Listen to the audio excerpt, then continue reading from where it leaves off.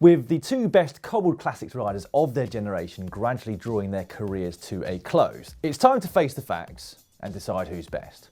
Tom Boonen or Fabian Cancellara? Well, it's pretty much case closed in my view. It's Tom Boonen. I think you find it's Fabian. It's Tom. But I tell you what, let's let the stats decide. You're on.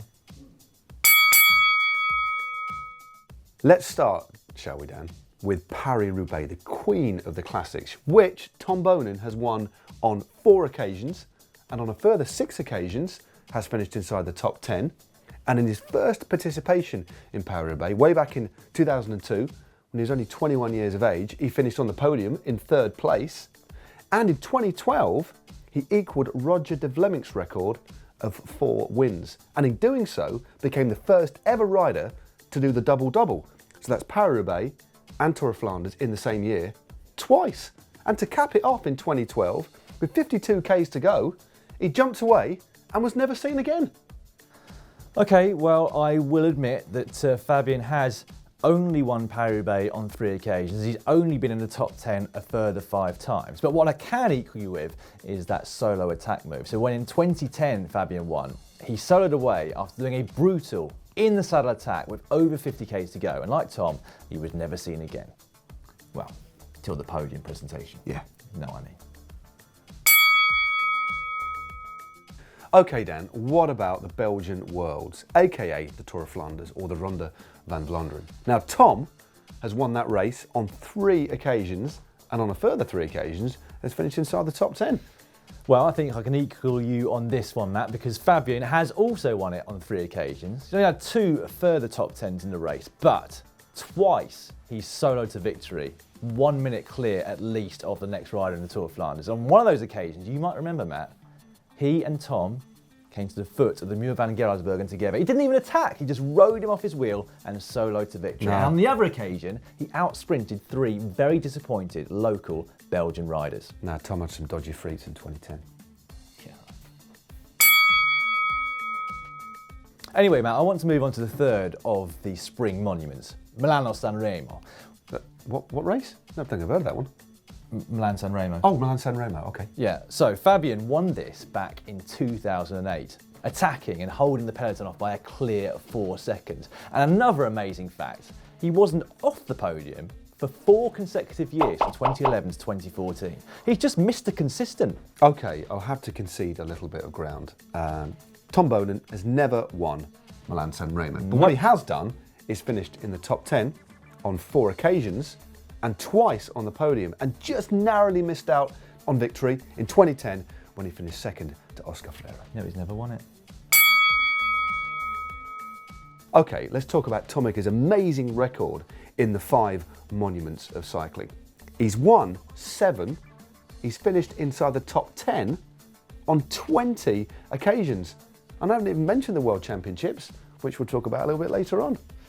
Right, well, Fabian's not too shabby himself either. As we record this, he's recorded 19 top 10 places and also has 7 monument wins. And I would say that actually of the 2 this year, Fabian looks the most likely to add to that tally.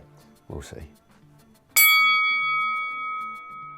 Well, Tom may not have won Milan-San Remo, but what he has won, which Spartacus hasn't, is the World Road Race Championships. And he did that in 2005 in Madrid, aged just 24. How cool is that? Plus, he's got some more rainbow bands.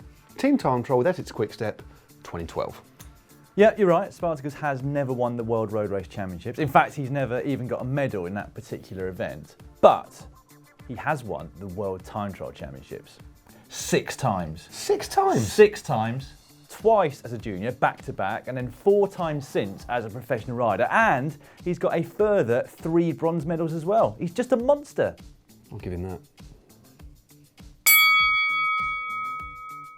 Well, let's talk about Tom's incredible record in the biggest of all the Grand Tours, the Tour de France. The what? The Tour of France. In that race, he's taken 6 individual stage wins, and in 2007, he stood atop the podium in Paris, resplendent in the green jersey as winner of the individual points classification, as well as, get this, 4 days spent in yellow as well. 4 days? Yep, 4 days in yellow. 4 days? Do you want to know how long Fabian spent in the yellow jersey? 29 days. That's just showing off. That's a record, in fact, for someone that's never won the Tour de France overall. It's like It's over 4 weeks, back to back in the yellow jersey. It's like a Tour de France and a third in the yellow jersey. And he's won 7 stages, which is more than Tom. I will admit that he's never taken a leader's jersey all the way to Paris, but I think you have to agree that Fabian trumps Tom in the Tour de France ranks. Let me just. Right, Matt, we've talked about the monuments, we've talked about the World Championships, we've talked about the Tour de France, but let's take a look at Fabian's other wins, of which there are many. So, he has won E3 3 times. He's been national time trial champion 9 times. He's been national road race champion twice. He's won 10 stages of the Tour of Switzerland, 3 stages of the Vuelta, the Olympic time trial champs, 3 times Strada Bianca. What have I missed? Loads more. He's also won 7 overall stage races, including Tirreno Adriatico and the Tour of Switzerland. And to date, according to Pro Cycling Stats, he's had 72 career victories. It's just impressive. It's pretty impressive, I'll give you that, but have a listen to the incredible palmares of Tom Boonen. 5 wins in E3, 5. Twice Belgian national road champion, 2 stage wins in the Vuelta, 3 wins in Ghent-Wevelgem, 7 wins overall in stage races, 2 wins in Show of the Priest, 2 wins in Kuurne-Brussels-Kuurne, and according to ProCyclingStats.com, 109 career wins. It's about quality, not quantity, mate. 109. Quality, not quantity. 109. Quality, not quantity. I'm tired of speaking about results. Let's talk about how popular these riders are. Take Tom, for example. He's almost like royalty. He's almost like a god in Belgium, second only in popularity to the king of Belgium. I mean, has Spartacus even got a fan club? Because Tom has. Guess what it's called? What? The fan club Tom Boonen. And so great are the benefits, it only costs a full €5 to join for a year. Well, if you let me answer your question, Fabian does indeed have a fan club in 2 different countries. He's got one in Switzerland and one in Belgium. Now, the one in Switzerland is called Cancellara Forever. Remains to be seen if it will keep that title once he's retired. But still, it costs 50 Swiss francs to join that one. I mean, I don't know what the benefits are, but it must be a lot. And he's also got one up in Belgium, Spartacus, Club Spartacus in fact. And that brings me on to the fact that Fabian has got an amazing nickname, and you can't beat Spartacus. Has Tom even got a nickname? Yes, Tomica and Tornado Tom. Let's admit it, that's no Spartacus, is it? Well, whether you like it or not, I think I've proven beyond all reasonable doubt, in fact, that Tom Boonen is the better rider. No, you haven't. I've just definitively proven that Fabian's the best classics rider of his generation. Well, shall we just agree to disagree? No. Well, shall we just disagree? Yes.